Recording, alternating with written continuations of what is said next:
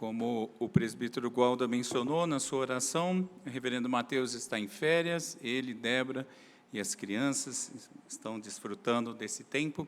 Hoje, por uma santa providência, mesmo em férias, ele está participando da comissão do presbitério que dá posse ao reverendo Emílio, que também foi eleito. Então, eles estão cultuando ao Senhor lá na Semear, nesta noite. Abra a sua Bíblia no Evangelho segundo Marcos, capítulo 10, de 1 a 12.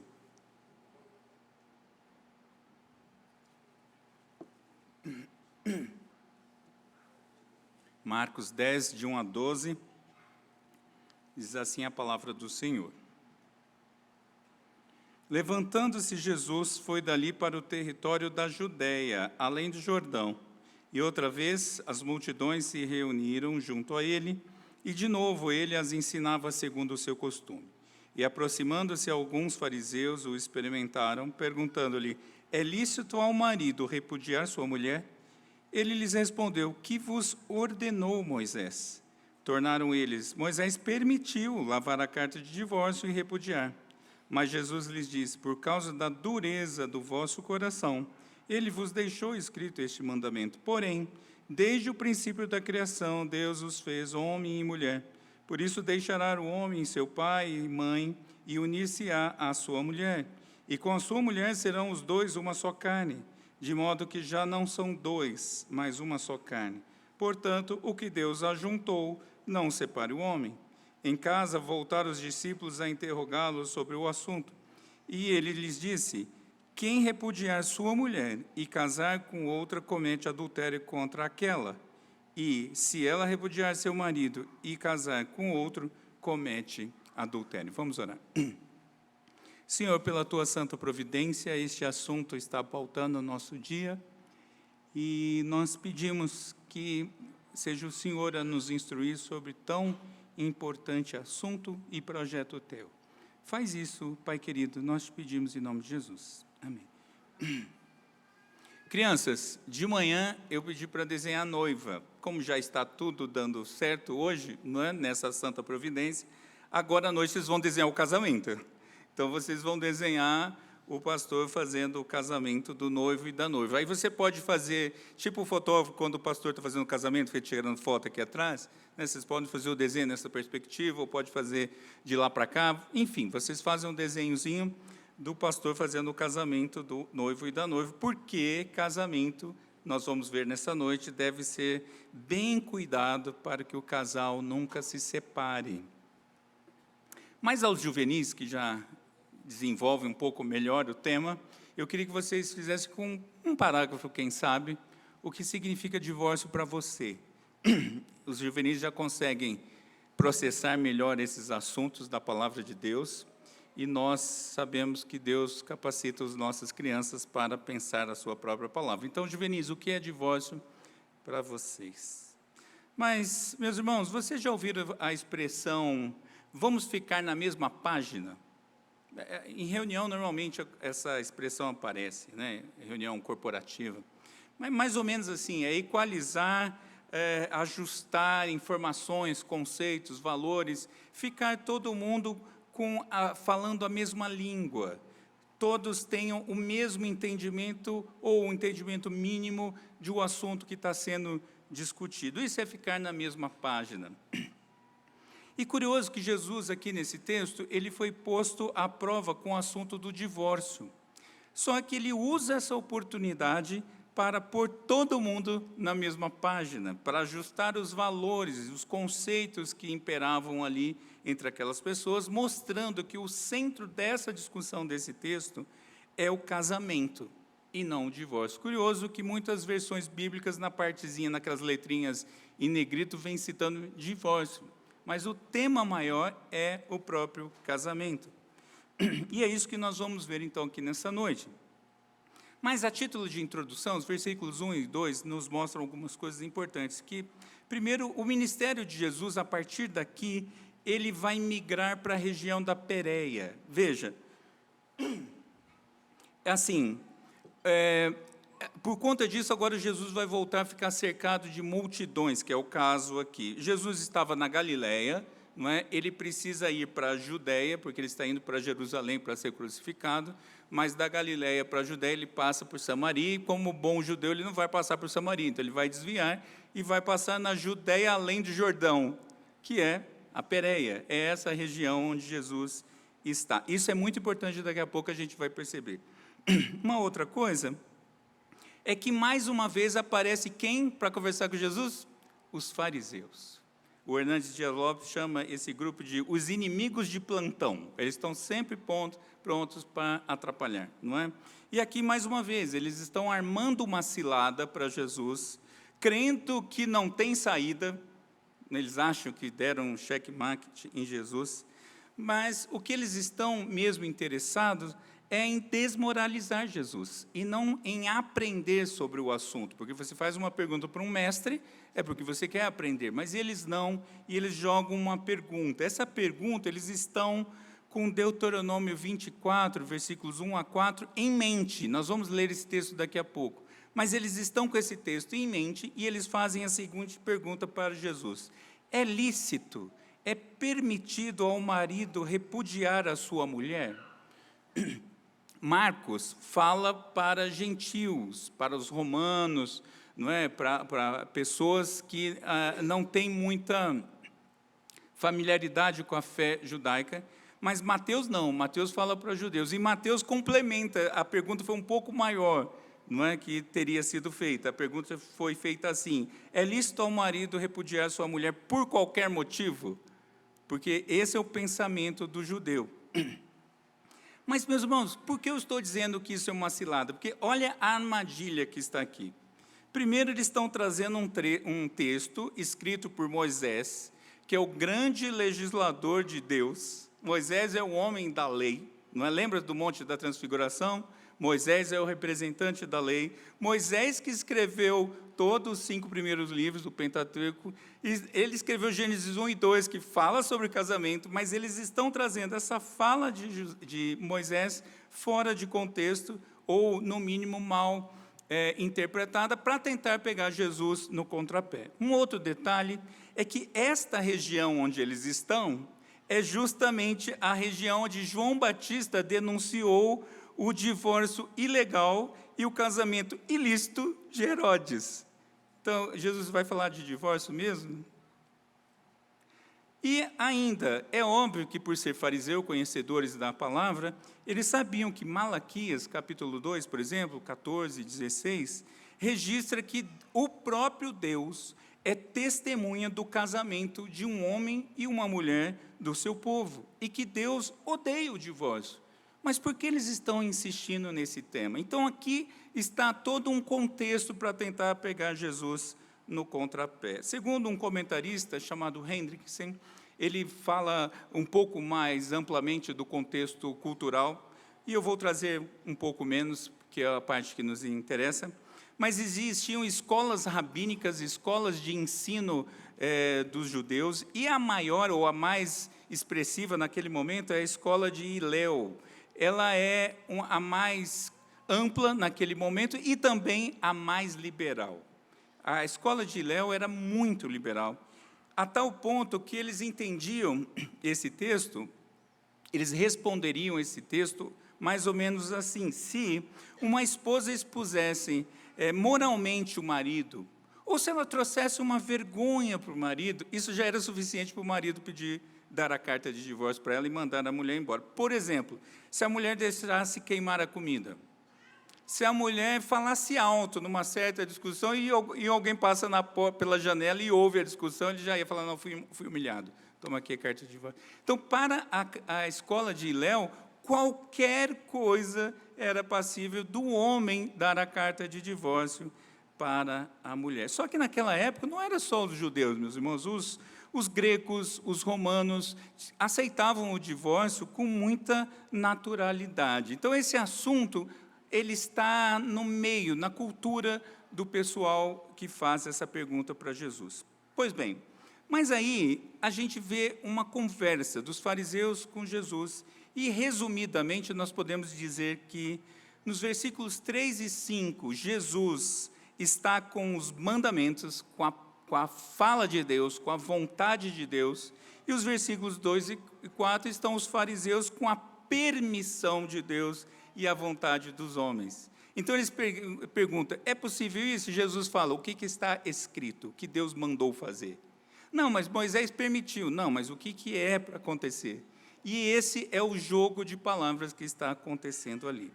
Pois bem, seguindo então essa própria lógica do texto, nós vamos ver 2 pontos. Em primeiro lugar, nós vamos entender o casamento, a partir de 5 verdades à luz dos versículos 6 a 9, porque esses primeiros versículos nos dão o contexto que eu comentei, e a gente vai para entender casamento. Pois bem, para responder à pergunta dos fariseus, o Senhor Jesus faz o quê? Ele volta à origem de tudo. Ele vai lá em Gênesis para responder tudo isso.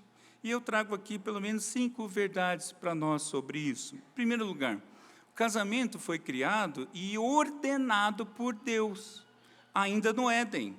E lá ele estabeleceu que era a união do homem, Adão, com a mulher, Eva. Simples assim. E essa união estava alicerçada na santa, na bendita graça de Deus. Por quê? Quando o Senhor fez isso, ele tinha criado o homem apenas, Adão está dando nome para os bichos, e ele percebe que ele está só, e o texto lá em Gênesis 2, por exemplo, vai dizer o quê? Não é bom que o homem esteja só. Esse projeto é para o bem da própria criação, da própria humanidade. Isso significa dizer, meus irmãos, que o pensamento moderno ou pós-moderno que seja, que diz, eu não vou me casar, mas eu vou ter minha própria vida, eu vou desfrutar desta vida.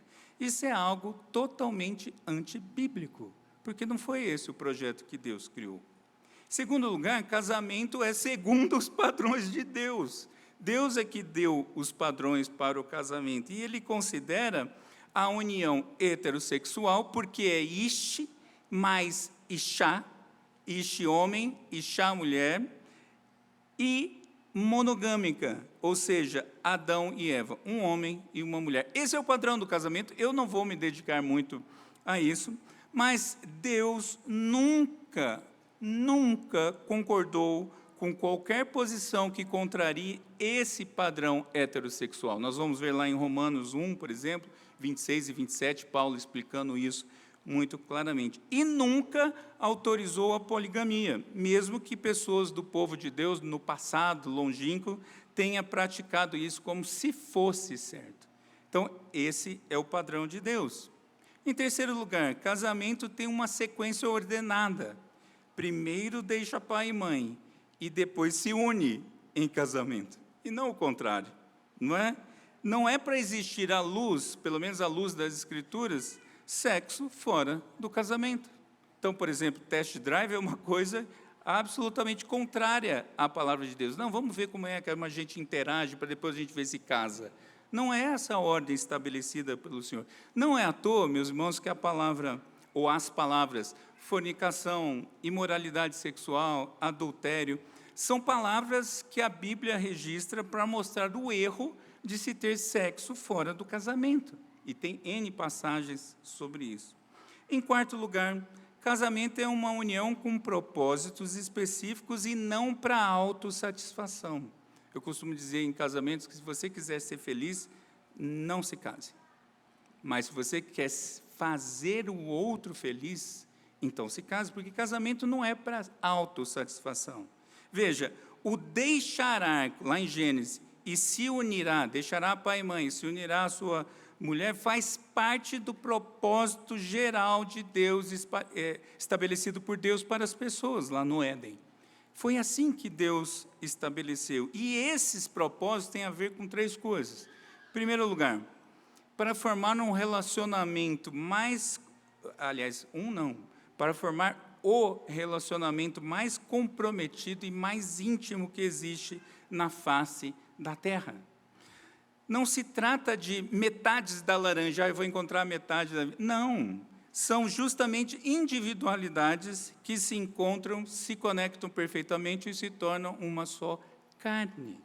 Essa é a ideia de comprometimento. Relação pai e filho é fantástico, mãe e filho, pais e filhos. Relação de irmãos, relações de amizade, qualquer outras relações na face da terra são muito boas, mas nenhuma é igual ao casamento. Ninguém é uma só carne, somente marido e mulher. Eu não sou uma só carne com as minhas filhas, eu não sou uma só carne com a minha mãe. Isso é coisa somente do casamento. Mas também ele tem o propósito da complementariedade. Veja, homem e mulher são iguais diante de Deus, mas com condições e papéis diferentes para que haja essa complementariedade. Para quê? Para cumprir a missão de Deus. Era muito difícil fazer a missão sozinho. Adão estava fazendo, estava experimentando a dificuldade, então Deus vem e fala: o que vou fazer? A sua auxiliadora idônea, porque o projeto não é o nosso, é o projeto de Deus, e agora o casal consegue fazer isso. E por último também, para frutificar, sim, para que sejam férteis, para que se multipliquem, não é? Porque filhos são bênçãos, segundo o Senhor, e é por meio deles que nós experimentamos a descendência dada por Deus. Esses conceitos, talvez você esteja pensando: pô, mas eu já sabia tudo isso. Ótimo, se você já sabia, excelente, eu estou confirmando. Mas o problema é que o mundo não sabe disso. Em muitos lugares, dentro mesmo do povo de Deus, esses conceitos estão sendo desfeitos. E eu preciso deixar uma observação: por conta do pecado, neste mundo caído, é óbvio, nem todos casarão, e nem todos os casais conseguirão ter filhos. Mas isso não muda o projeto estabelecido por Deus. Nós não podemos ver as exceções e achar que o projeto está com problema, porque não está. Mas o projeto de Deus é esse. E, em quinto lugar, casamento forma uma união indissolúvel. Versículo 9, Jesus está argumentando, respondendo, e ele parte e diz assim: portanto. E aí ele explica. Veja, Jesus agora vai fazer uma conclusão aqui enfática sobre esse assunto. O que ele vai dizer é simplesmente: o homem não pode separar o que Deus uniu, ponto. O Senhor vem explicando como é o casamento e fecha dizendo o quê? O que Deus une, ninguém pode separar. Esse é o ponto aqui, meus irmãos. Num casamento sobre o governo de Deus, os cônjuges são fiéis uns aos outros, é claro, mas, sobretudo, a Deus, porque vivem de forma a buscar uma vida inseparável. Esse é o projeto do casamento. Dois que se unem e se tornam uma só carne. Imagine você fazer um purê de batata, pegam algumas batatas, passam todas no moedor e depois tenta identificar qual foi a batata 1, 2 ou 3, não dá mais, já se tornou uma coisa só. E o casal, o marido e a mulher, é isso, eles se tornam uma só carne. Então, o Senhor Jesus não entra na discussão popular, porque a discussão popular era: pode ou não pode divorciar, ou o que precisa para divorciar, ou qual linha teológica a gente segue, a mais radical, a mais liberal. Jesus não entra nisso, Jesus simplesmente volta às Escrituras e mostra qual é o projeto de Deus. E, meus irmãos, quando nós entendemos e vivemos essas verdades simples que eu comentei, não resta espaço para pensar em divórcio. Quando a gente entende o que é casamento, o assunto divórcio sequer aparece. Ou, se ele aparece, ele é rapidamente dissipado, porque nós sabemos o que Deus espera de um casal. Porém, por causa do pecado, por conta da queda, é verdade, infelizmente, divórcios acontecem e geram consequências. O assunto tinha acabado ali, mas agora eles chegaram numa casa, Jesus está com os seus apóstolos apenas, não sabemos na casa de quem, mas é um grupo bem menor, e os apóstolos agora voltam à pergunta, porque talvez eles fossem mais tendentes à escola de Léo ou não interessa, mas o fato é que eles retomam o assunto. E, em segundo lugar, nós falamos sobre casamento, e agora sim, vamos entrar em divórcio. Por quê? Assim como os discípulos, meus irmãos, nós precisamos entender as consequências do divórcio. E se divórcio é mesmo possível ou não? Seria possível? O que a Bíblia diz? E nós veremos isso, então, à luz dos versículos 10 a 12. O centro desses versículos 10 a 12 é sobre divórcio e recasamento sem base bíblica. E isso resulta em adultério. Ou seja, alguém separar de forma não bíblica e se casar de novo se torna um adúltero. Essa é a síntese desses versículos. Mas a gente precisa entender isso à luz do contexto. Vamos voltar um pouco. O que Moisés disse e o que Jesus disse? Deuteronômio 24, 1 a 4, eu vou ler para nós. Diz assim: se um homem tomar uma mulher e se casar com ela, e se ela não for agradável aos seus olhos por ter ele achado coisa indecente nela, e se ele lhe lavrar um termo de divórcio e lhe o der na mão e a despedir de casa. Veja, a discussão daqueles grupos era o que significa coisa indecente.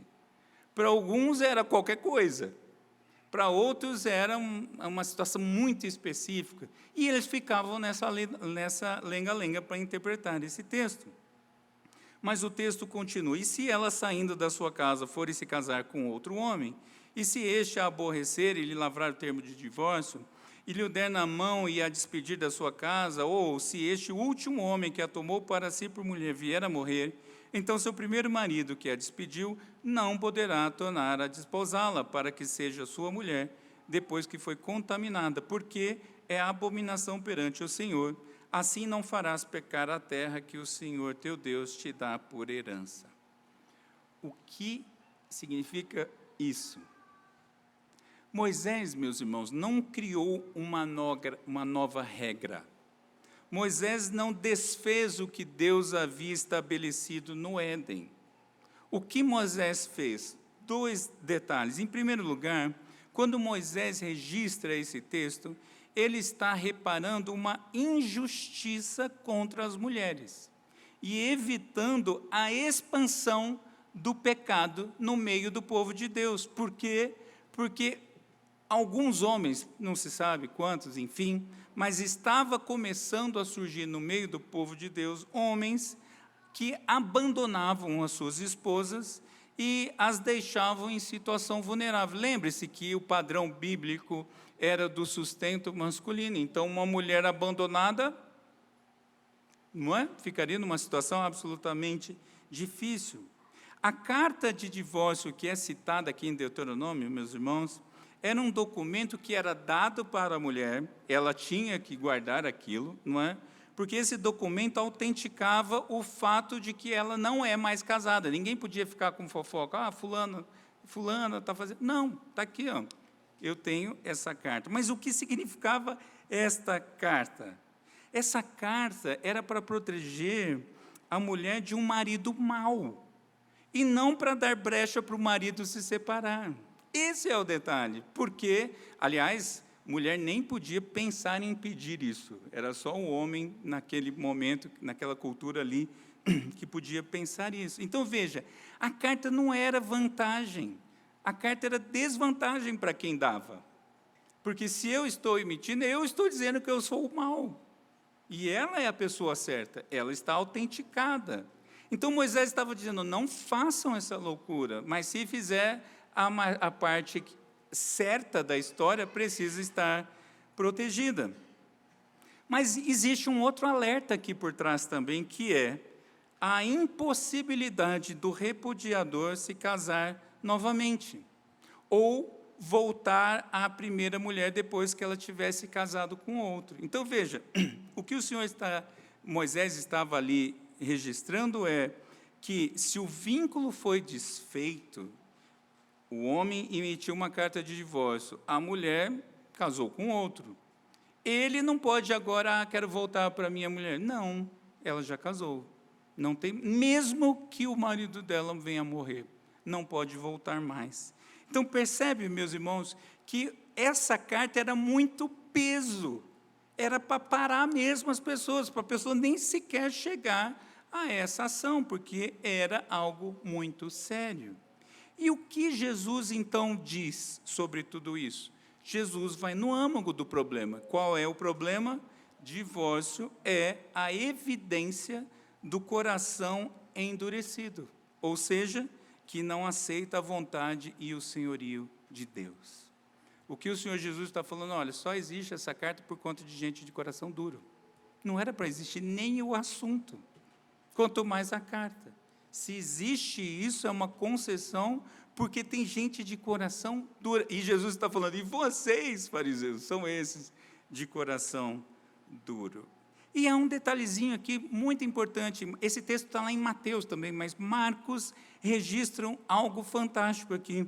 Ele diz que isso registra as palavras de Jesus, é claro. Registra que isso serve tanto para homem quanto para mulher. Porque já tinha, nesse momento da história, mulheres também abandonando o lar e deixando a vida fluir por aí. Então, o que o Senhor Jesus está dizendo, tanto homens quanto mulheres, não façam isso. Não façam. Isso é um erro grave. E, meus irmãos, a gente precisa... Só um parêntesezinho. O problema é que isso continua nos nossos dias, não é verdade?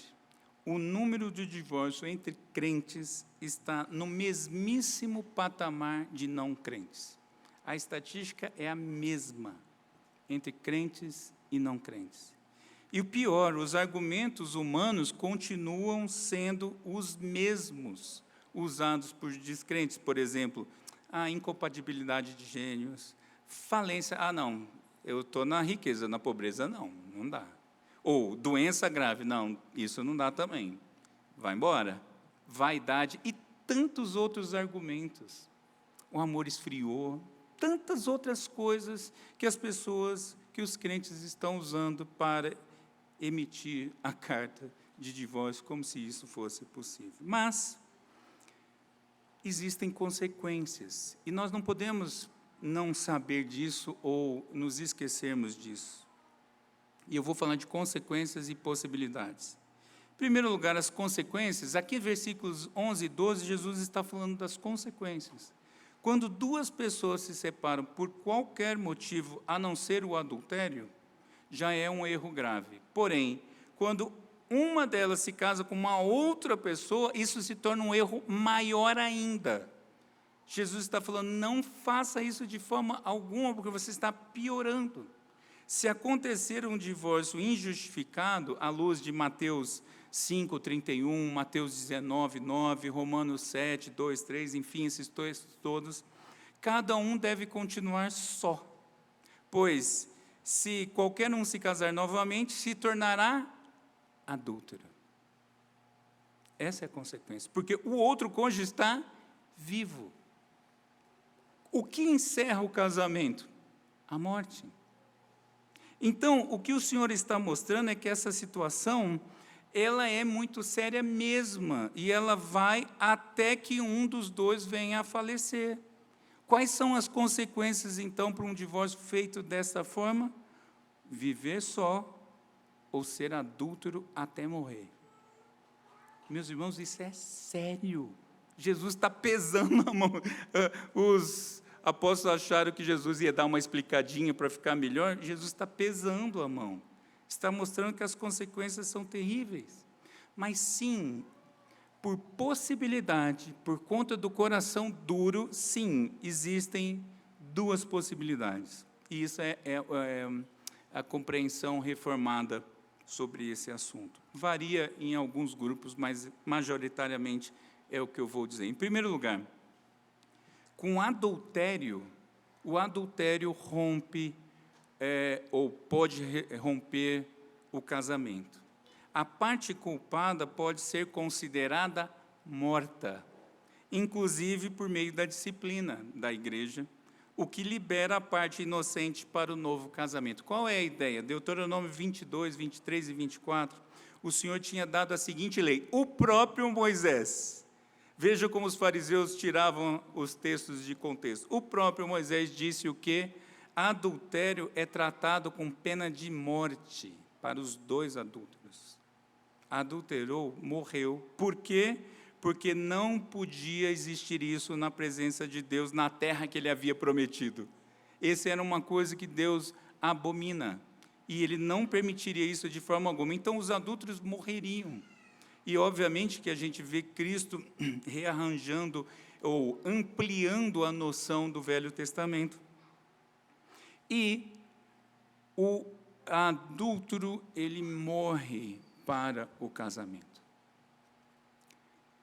Isso é tão sério, meus irmãos, que isso alcançava o contrato nupcial, o noivado. José e Maria, o anjo chega para José e fala: tem que te contar uma coisa, Maria está grávida. José pensa consigo: eu não fui. Que é o pensamento de José ali? Ele fala o quê? Eu vou fugir. Por que você já parou para pensar nisso? Moisés amava Maria, só que se ele apresenta Maria como grávida, sabendo que não foi ele tinha que dizer o quê? Ela é adúltera. Ela merece pena de morte. E eu não quero que minha amada morra, então eu vou fugir e eu fujo com a culpa, eu levo para mim a culpa, mas também não quero morrer. Mas vou para longe, porque ele entendia isso. É sério isso, era muito sério. Então, a parte culpada, ela é... Por que é possível, então, o divórcio? Não é porque é possível o divórcio, é porque morreu, acabou. Entendem, meus irmãos, como isso é duro? E é muito duro falar disso, meus irmãos. Mas a gente vai entender o porquê disso daqui a pouco. Mas a segunda possibilidade é o abandono irreversível. O que significa isso? Tem um contexto, entenda bem. O cônjuge crente fica livre para se casar caso o incrédulo seja o que abandone o casamento. Qual é o contexto? Nós lemos 1 Coríntios intencionalmente na liturgia, 1 Coríntios 7. Se um homem e uma mulher não crentes, os dois não são crentes, estão casadinhos, estão vivendo a vida numa boa, e um deles se converte, a palavra de Deus diz que o crente tem que manter o casamento até o fim. É o crente que tem que manter, é o crente que tem que lutar pelo casamento, para que o outro experimente da santidade de Deus. O próprio Senhor Jesus diz, não quer dizer que ele vai ser salvo, como diz o texto lá em 1 Coríntios 7, mas o crente vai lutar com toda a sua força para manter o casamento. Porém, e aí a confissão de fé nos ajuda a entender disso, um pouco sobre isso, ele diz que se a parte incrédula desejar romper o casamento, e a confissão diz assim, de forma tão obstinada que não possa ser remediada pela igreja ou pelo magistrado civil, então resta o divórcio, inclusive judicialmente. Essa parte final eu estou explicando. Por quê? Por que é possível aqui um crente e um não crente? O não crente, ele está morto, ele não foi reavivado. Entende, meus irmãos, que o assunto é sempre o mesmo? Morte e vida. E é por isso que se esse quiser pedir o divórcio, ok, que peça. Ele está abandonando o casamento. Eu sei que existem alguns outros aspectos importantes, não dá tempo para tratar disso, mas nós estamos à disposição para depois eventuais dúvidas, porque não dá para abarcar todos os aspectos. Mas eu quero trazer aqui 3 considerações extras sobre isso. Em primeiro lugar, por analogia, esse mesmo princípio que eu acabei de explicar, ele se dá também em casamento em julgo desigual, 2 Coríntios 6, 14 e 15. Em Josué 9, o povo de Deus tinha a seguinte instrução: não se junte com os eus, todos aqueles 7 eus. O Senhor falou, não se junte de forma alguma. Eles enganaram o povo de Deus e fizeram uma união. Quando eles fazem uma união, o que Josué agora estabelece? Vamos ficar com eles. Eles vão ser catadores de água, né? Alguma coisa do tipo, não estou me lembrando agora. Mas não se separem nunca, porque a gente fez um acordo com o nome do Senhor. Então, veja, o vínculo não pode ser desfeito, o vínculo do casamento não pode ser desfeito. O povo ali de Deus teve que conviver com os povos que Deus não permitia, mas nunca quebrar o voto feito em nome do Senhor. Então, por analogia, esse princípio é o mesmo, a pessoa vai ter que ir até o final. Em segundo lugar, nós devemos lembrar, meus irmãos, que casamento é uma instituição divina e não humana. Porém, a lei civil tem valor, é claro, naquilo que não fere a palavra do Senhor. Por exemplo, direitos e deveres numa relação, partilha de bens, guarda de filhos, tudo isso a lei tem o seu valor. Mas por isso, meus irmãos, que a parte inocente necessita que o Estado emita o termo de divórcio, que no Brasil é a averbação da certidão de casamento. Por quê? Porque o povo deve andar legalmente em todos os aspectos da vida. Não pode só ser assim, vamos seguir cada um o seu caminho. Não, não é assim que as coisas funcionam. A gente vive o padrão bíblico e vive o padrão da lei do lugar que moramos, se isso não fere a palavra de Deus. E, em terceiro lugar, uma palavra aos solteiros e aos namorados. De um livro que eu não estou me lembrando o nome agora, mas o divórcio nasce no namoro. Não brinque, meus irmãos, com isso. Escolham no Senhor, escolham com critérios bíblicos, escolham da maneira correta, porque essa aliança é indissolúvel. Indissolúvel. Você vai ter que honrar a aliança que você faz com a outra pessoa. Pois bem, quando nós entendemos a razão de ser e a seriedade do casamento, o divórcio é ajustado ao seu devido lugar. E aí todos nós agora estamos na mesma página. Será tudo isso radicalismo do pastor? Será tudo isso radicalismo da denominação ou da tal teologia reformada? Meus irmãos, vamos lembrar de algumas coisas. O contexto nos dias de Jesus era extremamente liberal e contrário às Escrituras. Isso continua acontecendo exatamente igual nos nossos dias. Segundo lugar, o problema continua o mesmo. O coração endurecido é a causa disso. Por isso, aquele que trai ou aquele que abandona o lar, a razão é o coração endurecido. O problema é o mesmo, não tem novidade debaixo do sol. Se o problema é o mesmo, a solução também tem que ser a mesma. É verdade, meus irmãos, que há a possibilidade do perdão e restauração. Eu tenho visto isso acontecer, louvado seja o nome do Senhor. Porque o perdão vivifica o casamento. O perdão garante esse restabelecimento dos vínculos. Porque o casamento foi instituído por Deus, o divórcio não. O divórcio é uma concessão duríssima. Mas o perdão, meus irmãos, quando o perdão entra em ação de verdade, o casamento é restabelecido para a glória do Senhor.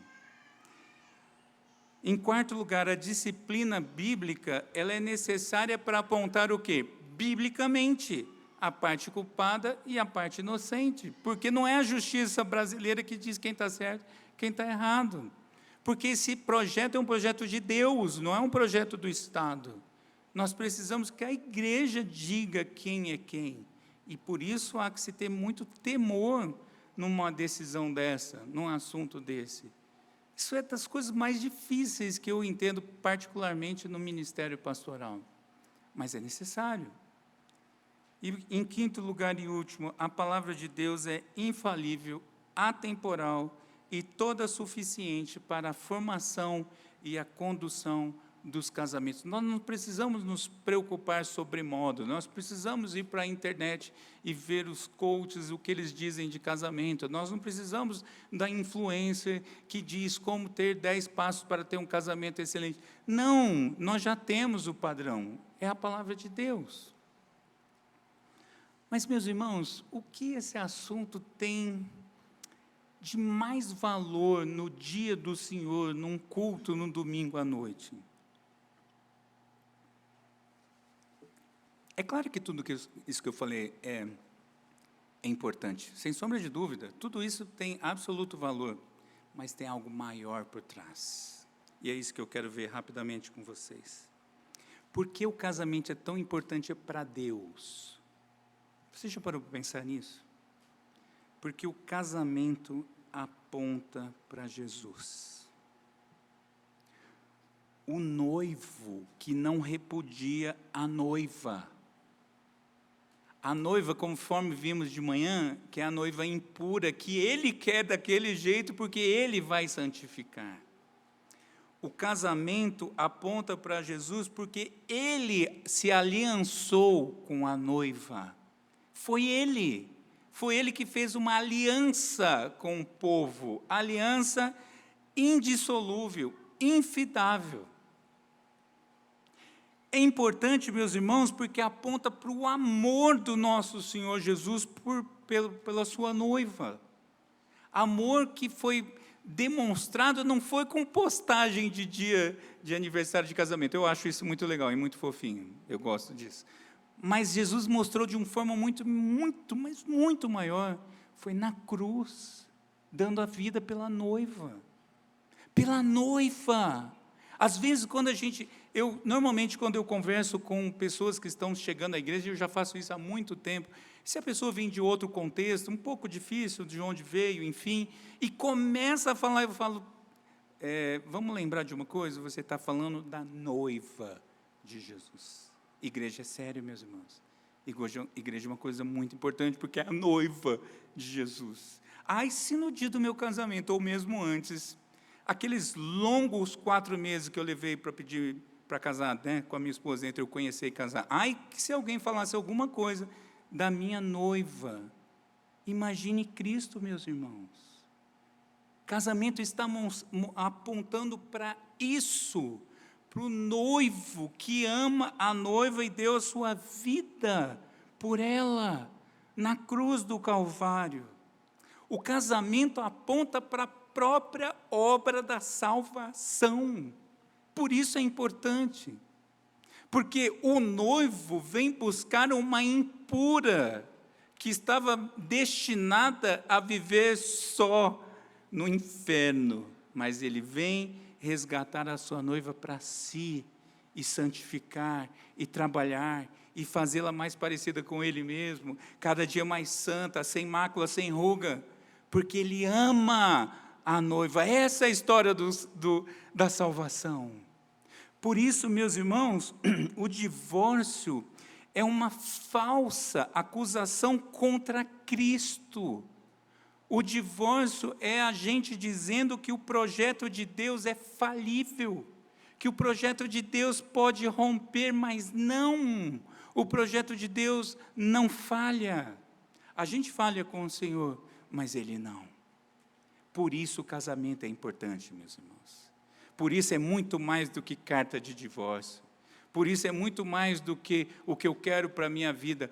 Casamento aponta diretamente para o nosso Senhor e para a obra de salvação. E quando a gente lembra disso, o nosso casamento ganha outra dimensão. Porque a gente impacta a vida das pessoas. As pessoas olham por aí e falam assim, nossa, eu vejo que eles têm alguma dificuldade, mas eles não se largam. Sim, é isso mesmo. Porque Cristo não larga a gente.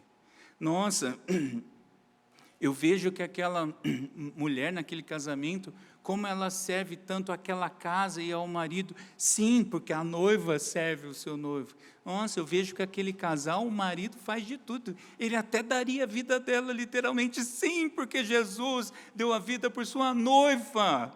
Percebe, meus irmãos, como o nosso casamento ele é evangelístico aí fora. Quando um casamento anda no padrão de Deus, nós estamos evangelizando o mundo com a história da salvação, com a história do noivo que ama a noiva, que não repudia, não abandona, não larga, não troca por outra. Esse é o casamento, esse é o projeto de Deus, essa é a história da salvação. Meus irmãos, a minha oração é falada hoje. A minha oração é que os solteiros do nosso meio saibam escolher os seus cônjuges somente no Senhor. Porque as tentações são grandes. Eu sei, eu converso com as pessoas, não só daqui, de outros cantos. Pastor, está difícil. Eu falo, eu sei. Pastor, eu já fiz 36 anos. Eu falei, eu sei. Eu tinha mais que isso. Pastor, não sei o quê. Eu sei, mas Jesus sabe muito mais. Porque importa casar no Senhor, porque o Senhor não se relaciona com a ímpia, o Senhor se relaciona apenas com a santa.